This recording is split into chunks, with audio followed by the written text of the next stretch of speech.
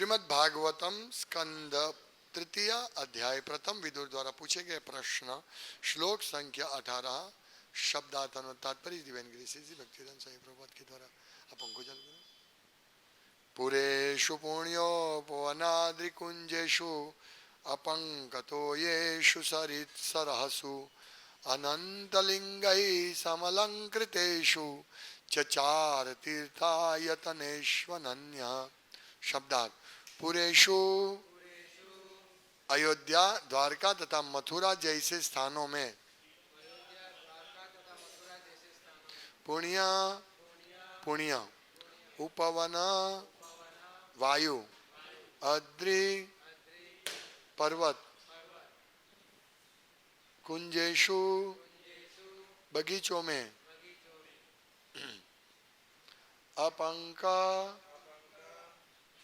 पाप रहित तो येषु जल में सरित नदी सरहसु झीलों में अनंतलिंग ही अनंत के रूपों समलंकृतेषु इस तरह से अलंकृत किए गए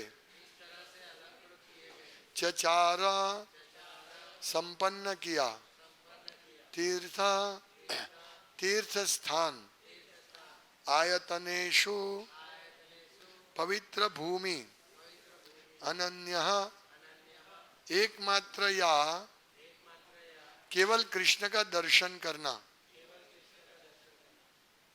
अनुवाद वे एकमात्र कृष्ण का चिंतन करते हुए अकेले ही विविध पवित्र स्थानों यथा अयोध्या, द्वारका तथा मथुरा से होते हुए यात्रा करने निकल पड़े। उन्होंने ऐसे स्थानों की यात्रा की जहाँ की वायु, पर्वत, बगीचे, नदियाँ तथा झीलें शुद्ध तथा निष्पाप थी और जहाँ अनंत के विग्रह मंदिरों की शोभा बढ़ाते हैं। इस तरह उन्होंने तीर्थ यात्रा की प्रगति संपन्न की। तात्पर्य भगवान के अर्चा रूपों को नास्तिक जन मूर्तियां मान सकते हैं, किंतु विदुर या उनके अन्य अनेक सेवक ऐसा नहीं मानते। भगवान के स्वरूपों का उल्लेख यहाँ पर अनंत लिंग के रूप में हुआ है। भगवान के ऐसे रूपों में असीम शक्ति होती है जो स्वयं भगवान जैसी ही होती है। अर्चा की शक्तियों तथा भगवान के साकार रूपों की शक्तियों में कोई अंतर नहीं होता। यहाँ पर पत्र पेटी यानी पोस्ट बॉक्स तथा डाकघर पोस्ट ऑफिस का उदाहरण लागू होता है। शहर भर में लगी छोटी छोटी पत्र पेटियों में सार्वजनिक डाक व्यवस्था के समान ही शक्ति होती है। હવે પોસ્ટ બોક્સ હોય છે, હજુ છે, सब बड़ी जगह છે। डाकघर का कार्य पत्रों का एक स्थान से दूसरे स्थान तक पहुंचाना है। यदि कोई व्यक्ति सार्वजनिक डाकघर द्वारा माननीय पत्र पेटियों में पत्र डालता है तो पत्र ले जाने का कार्य निश्चित रूप से संपन्न होता है। इसी तरह अर्चा मूर्ति भगवान के साक्षात उपस्थित होने जैसी असीम शक्ति प्रदान कर सकती है। इसलिए विदुर को विविध अर्चा रूपों में कृष्ण के अतिरिक्त कुछ भी नहीं दिखा और अंततः वे एकमात्र कृष्ण का साक्षात्कार कर सके, अन्य किसी का नहीं। ओम ज्ञानतिमिरान्धस्य ज्ञानाञ्जनशलाकया चक्षुरुन्मीलितं येन तस्मै श्रीगुरुवे नमः। नाम श्रेष्ठं मनुमपि शचीपुत्रमत्र स्वरूपं रूपं तस्याग्रजामुरुपुरी माधुरीं गोष्ठपतिं राधाकुण्डं गिरिवरमहो राधिकामाधवासं प्राप्तो यस्य प्रतितो कृपया श्रीगुरुं तं नतोऽस्मि। वन्देऽहं श्रीगुरु श्रीयुतपदकमलं श्रीगुरुन् वैष्णवांश्च श्रीरूपं साग्रजातं सहगणरघुनाथान्वितं तं सजीवं साद्वैतं सावधूतं परिजनसहितं कृष्णचैतन्यदेवं श्रीराधा कृष्णपादान् सहगणललिता श्रीविशाखान्वितांश्च श्रीकृष्ण चैतन्य प्रभु नित्यानंद श्री अद्वैत गदाधर शिवासादि गौर भक्तवृंद। हरे कृष्णा कृष्णा कृष्णा हरे हरे, हरे राम राम राम हरे हरे। हरे कृष्ण। धर्म, अर्थ, काम और मोक्ष, ये इस जगत के भौतिक जगत के सिद्धांत है जिससे हम हमारा मनुष्य जीवन को सार्थक कर सकते हैं। हमें धर्म का आचरण करके, मतलब वर्णाश्रम धर्म का पालन करके हम अर्थ प्राप्त कर सकते हैं, और अर्थ प्राप्त करके हम शास्त्र के निर्देश से हमारी इंद्रिय तृप्ति कर सकते हैं, और फिर अंतिम तबक्का है मोक्ष, यानी जन्म मृत्यु से छूटकर भगवान के धाम में जाना। और ये धीरे धीरे हम लोग इसको इस प्रकार से समझ सकते हैं कि हमारा सबसे पहले हम गृहस्थ जीवन में रहते हैं और अर्थ कमा के पूरा हमारा जीवन यापन करते हैं, फिर वानप्रस्थ जीवन में हमें मोक्ष के लिए प्रयास करना चाहिए। और यही बात हम यहाँ ऐसे समझ सकते हैं कि महात्मा विदुर एकमात्र कृष्ण का चिंतन करते हुए अकेले विविध पवित्र स्थानों यथा अयोध्या, द्वारका, मथुरा होते हुए यात्रा करने निकल पड़े। तो हमारा ये लक्ष्य होना चाहिए, जैसे विदुर महात्मा ने लक्ष्य बनाया था, उनका उद्देश्य ही था, वो यमराज थे पर उनका उद्देश्य था मैं प्रचार करूं और शुद्ध भक्ति करूं, क्योंकि ये यमराज का कार्य सरल नहीं है, कितने पापी लोगों के साथ कार्य करना पड़ता है। पर उन्होंने सोचा कि ठीक है मैं भक्ति करूंगा, मुझे भक्ति करना, प्रचार करना है। तो भगवान ने उनको अच्छी व्यवस्था की और अंत में वे मांडुक ऋषि के शाप के द्वारा भक्त विदुर का उनको जन्म मिला, दासी पुत्र के रूप में, शूद्र के रूप में उनका जन्म हुआ। तो उनका लाभ विदुर जी ने उठाया क्योंकि वो भक्त थे, और भक्त लाभ उठा सकता है। हमारा आकांक्षा यही होनी चाहिए कि हम किस प्रकार से धर्म, अर्थ और काम से मुक्त होकर मुक्ति के लिए प्रयास करें, ये हमारा लक्ष्य होना चाहिए। और यहाँ लिखते हैं कि यहाँ अनन्य भाव से, अनन्य लास्ट शब्द क्या है, तीर्थायतनेषु अनन्या, मतलब पवित्र भूमि में एकमात्र कृष्ण का दर्शन करने की ही इच्छा से वो गए। ये बहुत इंपॉर्टेंट, अनन्य, बहुत जगह भगवत गीता में अनन्य है, अनन्य चिंतयन्तो माम माम एकम शरणम, मेरा सिर्फ मेरे शरण में आओ।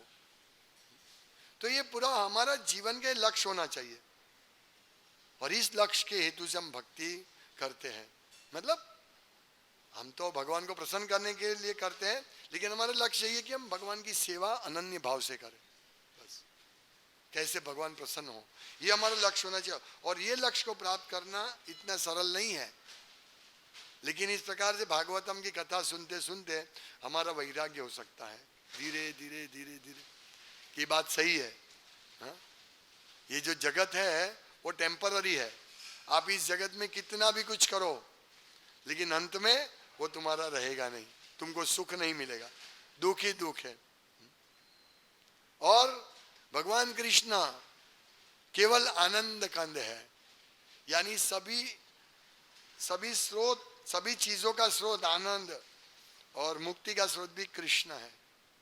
तो हम कृष्ण का अनन्य भाव से चिंतन क्यों न करें, हमें कृष्ण का अनन्य भाव से चिंतन करना चाहिए और इस प्रकार यात्रा करनी चाहिए। यात्रा कैसे करनी चाहिए वो महात्मा विदुर से हमें सीख लेनी चाहिए। हम लोग यात्रा जाते हैं तो सोचते हैं यहाँ जैसे द्वारका मथुरा जाते हैं तो माइंड में ये रहता है लोही बाजार में जाएंगे और लस्सी पिएंगे, कभी ऐसा होता है। या इस्कॉन के सामने बहुत सारे खाने पीने की चीज मिलती है, वृंदावन है, हम खाएंगे पिएंगे, तो हमारा मन में ये चिंतन होता है। हालांकि कोई भी चिंतन से हम वृंदावन की यात्रा करेंगे तो इसका कुछ ना कुछ लाभ तो होगा। वृंदावन में एक कदम रहने से, एक क्षण के लिए भी रहने से लाभ होता है, तो लाभ जरूर होगा, लेकिन परम लाभ होगा कि हम महात्मा विदुर की तरह यात्रा करें। अभी यहाँ अयोध्या, द्वारका, अभी हम लोग जामनगर जाने वाले हैं, तो हम द्वारका भी नजदीक जा सकते हैं और वहाँ इस प्रकार इस महात्मा विदुर की चेतना से हम यात्रा करें। नहीं तो यस्यास्ति बुद्धि कुणपेत्री धातु के स्वदेही कलत्रादिषु भौम इज्जति यत तीर्थ बुद्धि सलीले न करहि चेत। मतलब सलीले जल में स्नान करने के लिए हम तीर्थ यात्रा करते हैं, वो नहीं। सब यह तीर्थ बुद्धि सलीले न करहि चेत जनेषु विज्ञेषु स एव गो खरः। जो लोग सिर्फ तीर्थ की यात्रा करते हैं, सिर्फ स्नान करने के लिए और इधर घूमने के लिए करते हैं, वो गाय और गधा है। हमें इसी प्रकार से यात्रा नहीं करनी।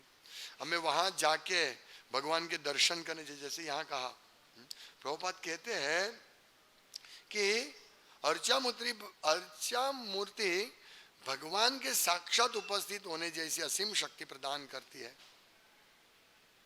यानी भगवान की अर्चा विग्रह और भगवान में कोई अंतर नहीं है। जैसे यहाँ उदाहरण प्रभुपाद देते हैं पोस्ट ऑफिस और पोस्ट बॉक्स का उदाहरण देते हैं। अभी सब जगह बधी जगह पोस्ट ऑफिस नहीं ने, હવે पोस्ट डब्बा बधे नहीं ने। पोस्ट ऑफिस के सामने अच्छा, क्योंकि मैं हूँ भटार जा रहा था तो कहीं देखा थी नहीं, पहला हाथी नहीं, भले नानी करी। पर प्रभुपाद प्रभुपाद क्या कहते हैं कि यहाँ पर पोस्ट बॉक्स तथा पोस्ट ऑफिस का उदाहरण लागू होता है। शहर भर में लगी छोटी छोटी पत्र पेटियों में सार्वजनिक डाक व्यवस्था के समान ही शक्ति होती है। डाकघर का कार्य पत्रों का एक स्थान से दूसरे स्थान तक पहुंचाना है। यदि कोई व्यक्ति सार्वजनिक डाकघर द्वारा मान्य पत्र पेटी में पत्र डालता है तो पत्र ले जाने का कार्य निश्चित रूप से संपन्न होता है। यानी हम पोस्ट बॉक्स में डाल दे अधिकृत, हमको पोस्ट ऑफिस तक जाना नहीं है, या तो हमको वो जहाँ भेजना है वहां तक जाने की आवश्यकता नहीं, पोस्ट ऑफिस में डाल देंगे वो कार्य हो जाएगा। उसी प्रकार ये बहुत सुंदर उदाहरण है प्रभुपाद द्वारा दिया गया। इससे हमको अच्छी तरह समझना चाहिए कि जो हम भगवान के अर्चा विग्रह की पूजा करते हैं, भगवान की यहाँ हम तो चित्र रूप में चित्र अर्चा में पूजा करते हैं, वो सेम है। यहीं से भगवान हमारी जो सेवा है स्वीकार करते हैं। मतलब ये साक्षात भगवान है। जो थोड़ा भी ऐसा नहीं सोचना चाहिए कि ये तो कलर से चित्र किया हुआ इसलिए भगवान से कम है, नहीं, साक्षात भगवान है। यहाँ कहते हैं कि और उतनी ही शक्ति है जितनी साक्षात भगवान आके हमको शक्ति प्रदान करे, उतना ही शक्ति है। हमारा रक्षण भगवान आके करे, उतना ही रक्षण ये हमारे अर्चा विग्रह चित्र अर्चा विग्रह कर सकते हैं, इतना ही रक्षण। कल हमने देखा कि हिरण्यकश्यप ने पूछा तो भगवान इस खंबे में है, हाँ यस है। भगवान का दर्शन वो कर रहे थे। तो यदि खंबे में है तो भगवान का चित्र विग्रह में क्यों नहीं होगा? भगवान सेम भगवान उधर है। हालांकि जो फर्स्ट क्लास डिवोटी है, जो फर्स्ट क्लास डिवोटी है उनको ऐसा नहीं होता है। यानी उनके लिए अर्चा विग्रह सब जगह वो भगवान का दर्शन कर सकते हैं, क्योंकि वो शुद्ध भक्त होते हैं। उनको शुद्ध भक्त कहते हैं कि प्रेमांजन सुरीत भक्ति विलोचनेन संता सदैव हृदयेषु विलोकयन्ति यम श्याम सुंदर मचिन्य गुण स्वरूपम गोविंदमादि पुरुषम तमम भजामि। जो जिनकी आंख में प्रेम का अंजन है वो सर्वत्र भगवान को देख सकते हैं, सर्वत्र भगवान का दर्शन, सामने भगवान उनको उपस्थित रहते हैं। प्रहलाद महाराज ऐसे ही थे, महात्मा विदुर भी ऐसे ही थे। प्रभुपाद लिखते हैं कि इसलिए विदुर को विविध अर्चा रूपों में कृष्ण के अतिरिक्त कुछ भी नहीं दिखा। यानी वो नहीं सोचा ये पत्थर का मूर्ति है, नहीं, ये साक्षात भगवान है। और अंततः वे एकमात्र कृष्ण का साक्षात्कार कर सके, अन्य किसी का नहीं। वो सब जगह द्वारका, अयोध्या, मथुरा सब गए वे, उन्होंने देखा ये साक्षात भगवान है और इतना आनंद से उन्होंने यात्रा की। देखिए, और ये यात्रा का बहाना ढूंढ के चले गए। हमें भी ऐसा ही करना चाहिए। हम तो ऐसा बहाना नहीं बना सकते, घर बार तो नहीं छोड़ सकते हैं फिर भी घर परिवार छोड़ना मतलब आसक्ति छोड़ना है, घर में रहना है, ठीक है। प्रभुपाद कहते हैं कि अभी वृंदावन तो है नहीं, वृंदावन है, वृंदावन में जा सकते हम लेकिन इससे भी अच्छा है कि हम प्रचार करें। हाँ, अपने घर में रहकर घर के सदस्यों के प्रति आसक्ति नहीं रखकर, मतलब अनासक्ति रखना मतलब झगड़ा करना या उनको जाओ भाई तुम अपना अपना काम करो, ऐसे नहीं। अनासक्ति ऐसे कि उनसे सेवा लेनी है, करनी है उनकी सेवा, लेकिन अनासक्त होकर, अटैच नहीं। ये डिफिकल्ट है। नहीं तो क्या इसमें लिखा है भाई अनासक्त हो जाने घर से, भाई तुम अपना अपना काम करो, मैं तो अभी इधर बैठ के अनासक्त रहूंगा, तो वो तो फिर पूरा चिंतन ही उसी में रहेगा फैमिली में। हमको ऐसे नहीं। जैसे रघुनाथ दास गोस्वामी करोड़पति, मतलब उनके पिता इतने धनी थे कि वो घर छोड़ के जा, उनको तो घर छोड़ने का पूरा ये था, उनका हृदय में सिर्फ चैतन्य महाप्रभु ही थे। वो तो मौका ढूंढते थे कि कब मैं घर छोड़ के भागूं।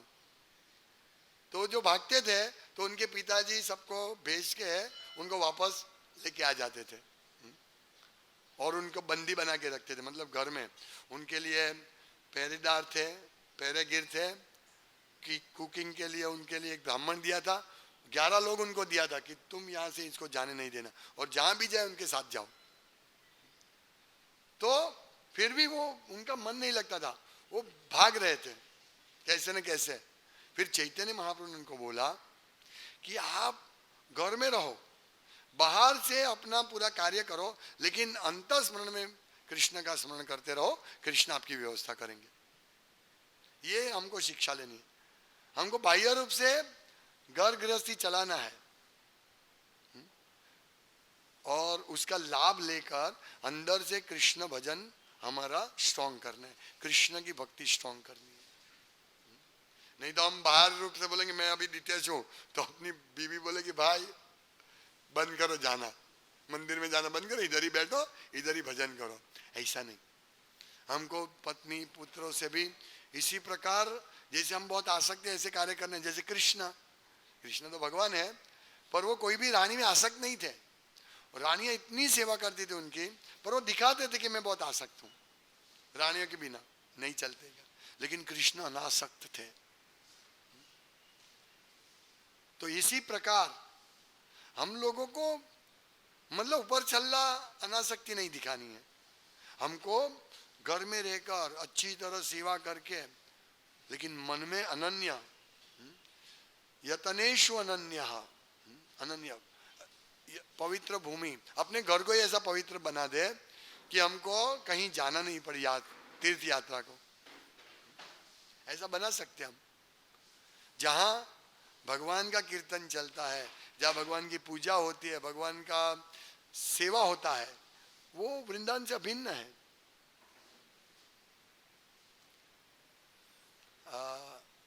अभी कहाँ सुना मैंने कि जैसे चैतन्य महाप्रभु कहते हैं, नहीं कौन कहते, हाँ, कि मोर मरम वृंदावन, मेरा मन वृंदावन है। मतलब मन में यदि हम कृष्ण का स्मरण करते हैं तो हमारा मन वृंदावन से भिन्न है। वृंदावन मन में प्रकट हो सकता है, यहाँ हृदय में।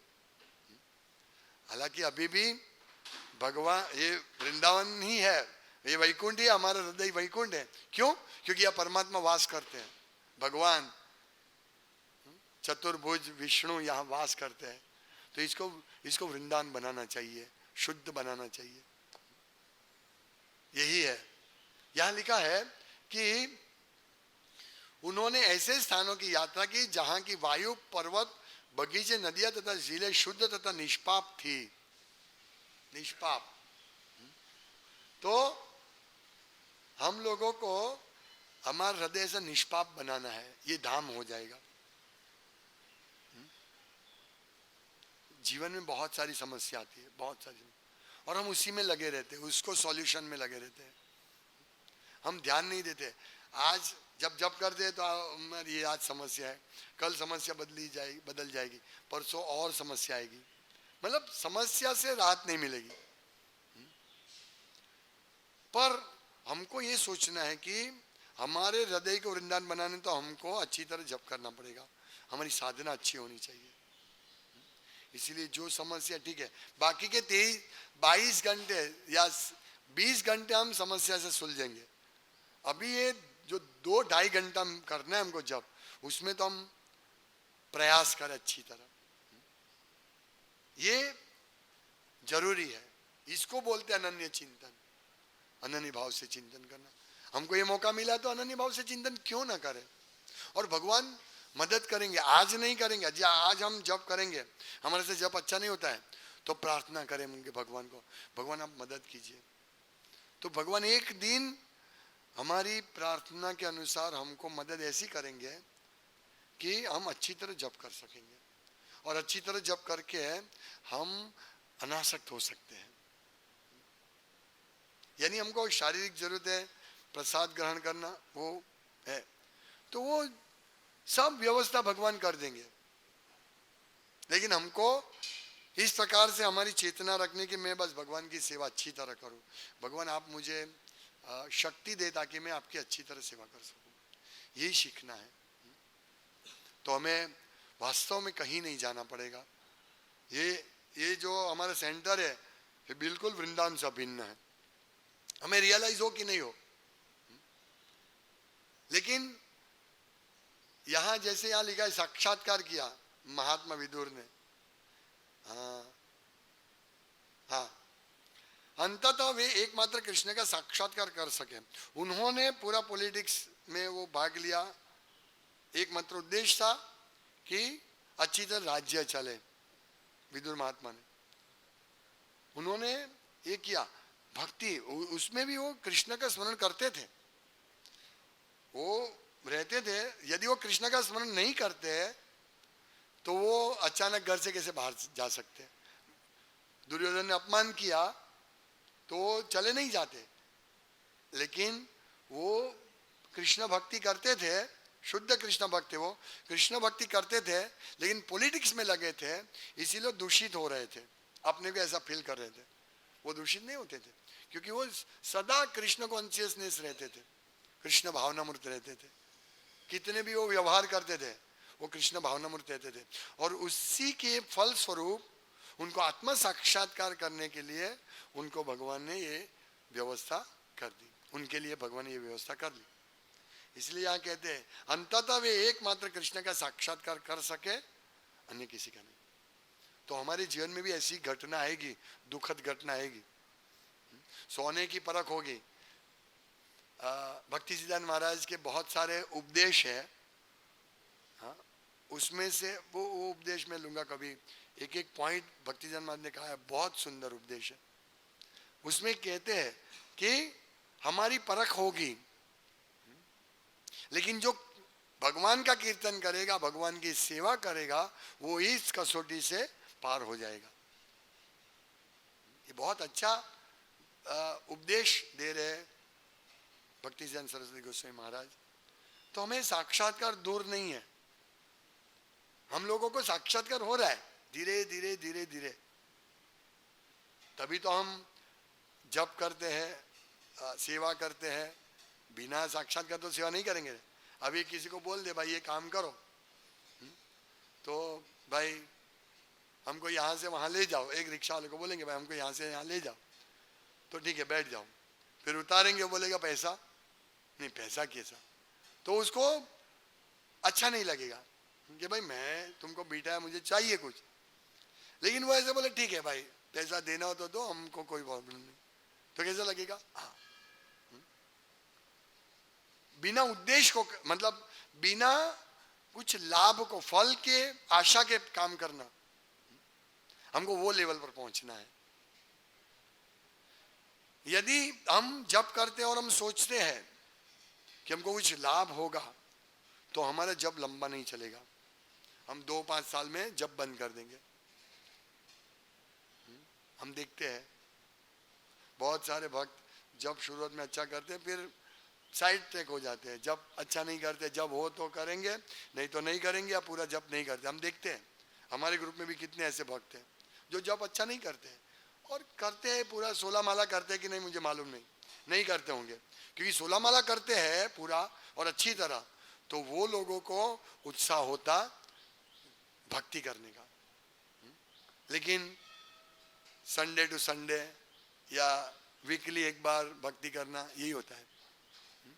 ऐसा नहीं होना चाहिए। अनन्य भाव से चिंतन नहीं करते हैं, वो माला करने के लिए माला करते हैं, इतने साल से भक्ति में है, पर कहाँ उत्साह है। उत्साह नहीं होता है, इसका मतलब है वो माला ठीक नहीं करते। वो कभी भी माया में गिर के माला बंद कर देगा। और जो भक्त प्रेम से, उत्साह से, निश्चय से, जैसे आपने कल श्लोक उपदेशामृत का बताया था, उत्साहात निश्चयात धैर्य तत्तत् कर्म प्रवर्तनात् संगो त्यागात सतो वृत्ते ही षड्वीर भक्ति प्रसिद्ध्यति। उत्साह चाहिए। और यदि हम माला करते हैं तो हम सोचते हैं इतने दिन से माला कर रहा हूँ, मजा नहीं आ रहा।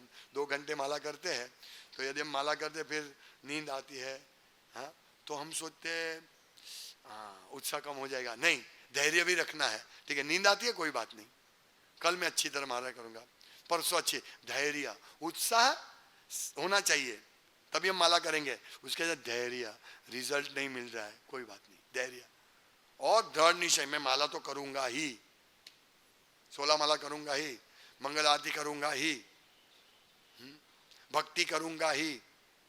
इसको बोलते दृढ़ निश्चय। ये जो करते हैं और भक्तिमय सेवा सतो वृत्ते ही, भक्तों का संग करना, जो आचार्यों का संग करके है उनसे शिक्षा प्राप्त करना। संगो त्यागात यानी कुसंग का त्याग करना, सतो वृत्ते ही, और वृत्ति बनानी सेवा करने की और आचार्यों के निर्देशन से हमें आगे बढ़ने की, ये वृत्ति बनानी। ये 6 जो गुण है, लक्षण, वो हमको भक्ति में प्रगति कराएगा। इसमें से पहले 3 महत्वपूर्ण है, उत्साह, निश्चय और धैर्य। यहां देखिए विदुर महात्मा का उत्साह, और उत्साह की वजह से उनको निकाला, उनके कटु शब्द बोले, उत्साह हो, बहुत खुश हो गए, चलो भागो यहां से, इसको बोलते उत्साह। और निश्चय था और धैर्य रखा 1 साल, हाँ, पूरा। और कितना लाभ मिला, मैत्रेय ऋषि से संग, उद्धव जी से संग, छोटी बात है क्या। हम यहाँ, हमारे यहाँ कोई सेंटर पे कोई सीनियर भक्त आते, हम कितने खुश हो जाते हैं, ओ हमको इनका संग मिला। कोई सन्यासी आते हैं, कोई बड़े भक्त आते हैं, हम खुश हो जाते हैं ना। ऐसे ही महात्मा विदुर खुश हो गए उद्धव जी का संग प्राप्त करके, और मैत्रेय ऋषि का संग प्राप्त करके मिला ना संग उनको। तो हम भी इतने भाग्यशाली है ना, लेकिन हमको समझना पड़ेगा। इसीलिए भक्ति अनन्य भाव से करनी है। व्यवसायत्मिका बुद्धि ही एक है कुरुनंदन। व्यवसायत्मिका बुद्धि यानी हमारी ऐसी बुद्धि होनी चाहिए कि एकमात्र कृष्ण, इधर विभक्त होनी, इधर उधर उधर हमारी बुद्धि नहीं दौड़नी चाहिए। एकमात्र व्यवसाय क्या है, कृष्ण चिंतन, कृष्ण सेवा, मन मना भव मद भक्तो। यही करने से वास्तव में हम विदुर महात्मा जैसे रिजल्ट प्राप्त कर सकते, साक्षात्कार प्राप्त कर सकते। ऐसा नहीं साक्षात्कार एक दिन टन दे के आ गया ऐसा धीरे धीरे धीरे साक्षात्कार होगा। जैसे मैंने बताया शुरुआत में कि हमारा साक्षात्कार हो रहा है। साक्षात्कार के बिना कुछ तो मिल रहा है ना, अमृत तो मिल रहा है ना। नहीं तो कौन बैठेगा 9 बजे इतनी गर्मी में, सुबह जो हम भट्ठी में तपते हैं, सुबह अभी भी है, लेकिन सुबह मंगला के टाइम पे तो इतना गर्मी, गीले गीले हो जाते। पर भक्त लोग रहते हैं, करते हैं, सब पसीना होता है, फिर भी भक्त रहते हैं, बैठते हैं, जप करते हैं। तो ये साक्षात्कार की वजह से थोड़ा थोड़ा साक्षात्कार हो रहा है हमको। नहीं तो क्यों, अरे यार छोड़ो, ये सब गर्मी इधर आ रही है, ये क्या है, तो फोटो है इधर, ये सब नाच रहे, क्या है इसमें, तो ये भाग जाएगा, वो दूसरे दिन नहीं आएगा। ये भी कसौटी है ना। इस प्रकार हमें भक्ति में आगे बढ़ना है। ऐसे भक्ति में बहुत लोग नहीं जुड़ेंगे, आगे नहीं बढ़ पाएंगे। थोड़ा जैसे हम देखते हैं कितने लोगों ने दीक्षा प्राप्त की है, अपने ही ग्रुप की बात करो, दूसरे ग्रुप की तो मैं बात ही नहीं करता हूँ, क्योंकि उसमें तो दीक्षा के बाद भी चाय पीते हुए मैं देख रहा हूँ, मावा खाते हैं। लेकिन अपने ही ग्रुप में देखो कि दीक्षा प्राप्त करने के बाद कितना उत्साह है उनका, कम हो जाता है उत्साह, क्योंकि अच्छी तरह भक्तों का संग नहीं करते, ये सब कथा नहीं सुनते हैं। भागवतम बोलो, उनको पूछो भागवतम पढ़ा? हाँ पढ़ रहा हूं मैं। कौन सा स्कंद? तीसरा स्कंद। 2 स्कंद तो दीक्षा पहले पढ़ लिया था, अभी तीसरा स्कंद पढ़ रहे। सोचिए ये हालत है। सीरियसली नहीं लेते हैं, सीरियसली लेना चाहिए महात्मा विदुर की तरह कि यस हम लोग गंभीरता से अभी भक्ति करेंगे। यही तो दीक्षा का अर्थ है, बाकी क्या अर्थ है? कृष्ण स्वयं उनके साथ हमको जोड़ते हैं, उनके प्रतिनिधि के द्वारा। कितनी बड़ी बात है दीक्षा लेना, दीक्षित होना कितनी बड़ी बात है, साधारण बात नहीं है। और दीक्षा लेने के बाद यदि हम सेवा नहीं करते हैं तो नुकसान किसको? कृष्ण को नुकसान है? नहीं, हमको नुकसान है। इसीलिए अनन्य भाव से भगवान की सेवा करनी चाहिए, तभी हमको भगवान ये विदुर महात्मा जैसा रिजल्ट मिलेगा। नहीं तो रिजल्ट नहीं मिलेगा, हम भगवान को डांटेंगे, मेरा उत्साह क्यों नहीं बढ़ता? अरे तुम भगवान सब व्यवस्था दे रहे, यहाँ प्रसाद का सब व्यवस्था है, अभी मैं प्रसाद नहीं लूंगा, नीचे जाके बोले मैं भूखा हूं। भाई तुम प्रसाद लो, व्यवस्था है, है कि नहीं? मैं घर जाके बोलूंगा अरे सेंटर में कुछ प्रसाद नहीं मिला। नहीं, 1 मिनट, प्रसाद बनाया था? हाँ बनाया था। आपको ना बोला था? नहीं, मुझे बोला था प्रसाद लेके जाओ। मैं आपको बोला प्रसाद बनाया था, फिर आप नहीं लेके तो हम क्या करेंगे? मेरी धर्मपत्नी ऐसे ही बोलेगी नहीं, भाई आपको तो बोला था ना। ऐसे ही है, दीक्षा मिली? हाँ मिली। 16 माला करने का आदेश मिला? हाँ मिला। भक्त कोई ना बोलते जब करने के लिए? नहीं। मंगला आरती करने के लिए ना बोलते? नहीं। पर मैं नहीं जाता हूं तो मेरा साक्षात्कार नहीं होगा, तो दूसरे का क्या फॉल्ट? इसीलिए हम लोगों को पहले से ही उत्साह होना चाहिए। ये तकलीफ वही है, हम लोग क्या होता है कि हमारी ये स्वतंत्रता है, हम स्वतंत्र है, हमें जो भी करना है वो स्वतंत्र है। लेकिन कोई कोई ऐसे 4th क्लास बुद्धि है, वो देख रहे हैं कि इतने सारे लोग जप कर रहे हैं और उनकी भक्ति में प्रगति हो रही है, और वो डेली मंगल आरती आ रहे हैं, वो सब देख रहे हैं, और वो भी स्वयं कभी कभी आते हैं, फिर सोचते हैं इसमें, फिर भी वो सुधरते नहीं है।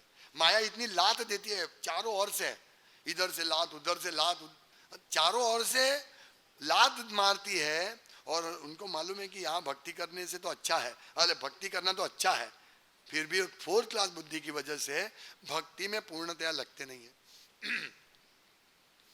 देखिए आप लोग यहाँ आते हैं तो आपको भी सबको तकलीफ, पैर का तकलीफ, आंख का तकलीफ, कान का तकलीफ, सबको है, ऐसा नहीं है। कानू प्रभु, कितना उम्र कानू प्रभु है? 65 इयर्स, तो समस्या है, पर सेवा करते। हम वो नहीं देखते, हमारे पास सब रेडीमेड खाना तैयार है, भोजन तैयार है। वो गाते हैं ना कर्मी लोग, भोजन तैयार है केटली कवार छे, आवी जाओ रसोई तैयार है, ऐसा गाते हैं। ऐसे ही कृष्ण भक्ति साक्षात्कार तैयार है, कृष्ण आपके साथ बात करने के लिए तैयार है, आओ आओ आओ। कृष्ण स्वयं बंसुरी बजाते हैं, देखो 24 घंटा, और आओ आओ आओ। हम अट्रैक्ट नहीं होते तो क्या करेंगे? हमें अट्रैक्ट होना है, हमें समझना, बैठना है, एक जगह बैठना चाहिए। जो भी दीक्षित भक्त हो उनको बैठना चाहिए कि भाई बैठो, क्या हो रहा है मेरे जीवन में, क्या हो रहा है, मैं अच्छी तरह भक्ति क्यों नहीं कर सकता हूँ, क्या प्रॉब्लम है, बात करो, सीनियर भक्तों से बात करो। प्रभु मुझे सेवा का उत्साह नहीं है, प्लीज आप मुझे मदद करो, तो आओ हम मदद करेंगे। कोई भी, चलो भाई राधेश प्रभु से डायरेक्ट मत पूछो, और बहुत सारे सीनियर भक्त हैं उनको पूछो जो आते हैं। प्रभु आप इतने हर रोज आते हो, इतने दूर से आते हो, मुझे बताओ ना कैसे आप, क्या आप में जादू है, क्या आप काम धंधा बंद कर दिया है? नहीं, तो मैं भी काम करता, आप भी काम करते हैं, आप क्यों आ पाते हैं और मैं क्यों नहीं आ पाता हूं? और आपका तो पिताजी का भी तकलीफ है, हाँ? कभी भी पिताजी चले जाए, उनको छोड़ के आ पाते हैं? कुछ तो है, वो मुझे बताओ, ऐसा पूछो भक्तों को, तब जाके हमको वास्तविक हमारी प्रगति होगी। नहीं तो दीक्षा लेके बैठ गया गुरु वहां, हाँ मेरे गुरु तो बहुत स्ट्रांग है, हाँ बहुत अच्छे हैं, और हम यहाँ बैठ के फिर उनका स्मरण करते रहेंगे, स्मरण भी नहीं होगा उनका। कैसे होगा? वो भी अच्छा है गुरु का स्मरण करे, लेकिन हमने दीक्षा ले ली, दीक्षित भक्त है, 16 माला करते, इधर उधर दौड़ भाग के, मालूम नहीं माला करते कि नहीं। 16 माला करना मतलब अटेंटिव, प्रयास करना है। देखो हम लोग करते हैं माला, तो ऐसा जरूरी नहीं कि हमारे अटेंटिव हो, ध्यानपूर्वक नहीं भी होती है, लेकिन हम प्रयास करते हैं। लेकिन वो प्रयास भी नहीं करते, जैसे तैसे फिनिश करो माला, फिनिश, मोबाइल देखते देखते फिनिश करो, हाँ फिनिश करो। पर यहाँ होगा, देखो घर पे फिनिश करेंगे तो कोई बोलने वाला नहीं है, मोबाइल बंद करो कोई बोलने वाला नहीं। यहाँ तो भाई कोई मोबाइल छुएगा नहीं, हाँ इमरजेंसी काम है तो एक अलग बात है। तो यहाँ इतना ये रहता है ना, ये वृंदावन है, गोलोक है। हमें इस प्रकार से इधर हो सके उतना करना चाहिए यहाँ कैंपस में, ताकि हम लोग भक्तों के साथ में माला कर सके। अकेले रहेंगे ना, माया ऐसा हिलाएगी, ऐसा जैसे पूंछ पकड़ के हम लोग ये सांप को कभी कभी क्या सांप पकड़ते हैं ना, तो मरा हुआ ऐसे घुमा घुमा के सब फेंकते हैं, ऐसे माया हमको फेंकेगी घुमा के, हम ऐसे चक्कर आ जाएंगे हमको। इसीलिए हम लोगों को विशेष करके जो दीक्षित भक्त है, जो दीक्षा लेने वाले हैं, और जो दीक्षा एस्पायरिंग शरणागत भक्त है, जिनका दीक्षा भी नहीं होगा बाद में होगा, उन सबको गंभीरता से सोचना चाहिए कि मेरे जीवन का लक्ष्य क्या है, क्या मैं कर रहा हूँ। टाइम चला जा रहा है, टाइम चला जा रहा है। इतना सुंदर मौका किसको मिलेगा भाई, ऐसा जगह कि जहां आप सीधे भगवत धाम जा सकते हो, ऐसे भक्तों कि जिनके संग से हम भगवत धाम जा सकते हैं, कहाँ मिलेगा ऐसा मौका।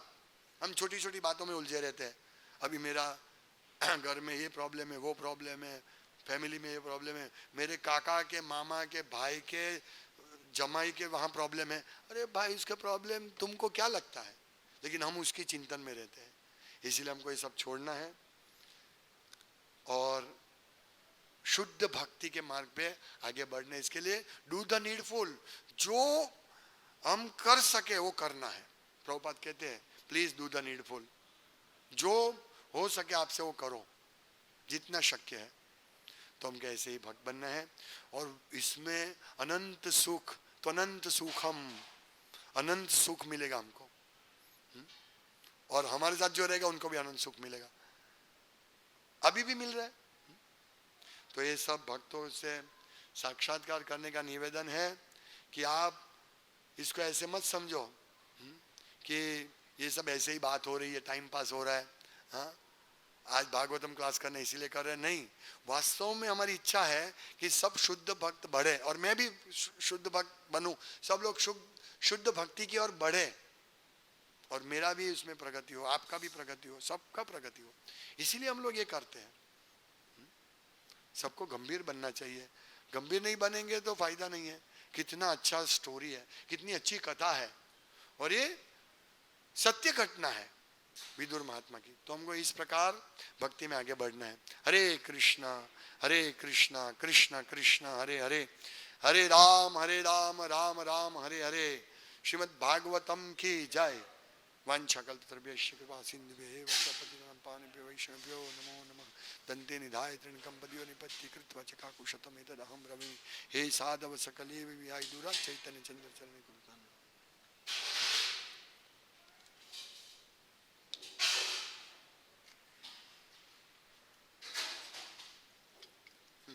बंद करिए।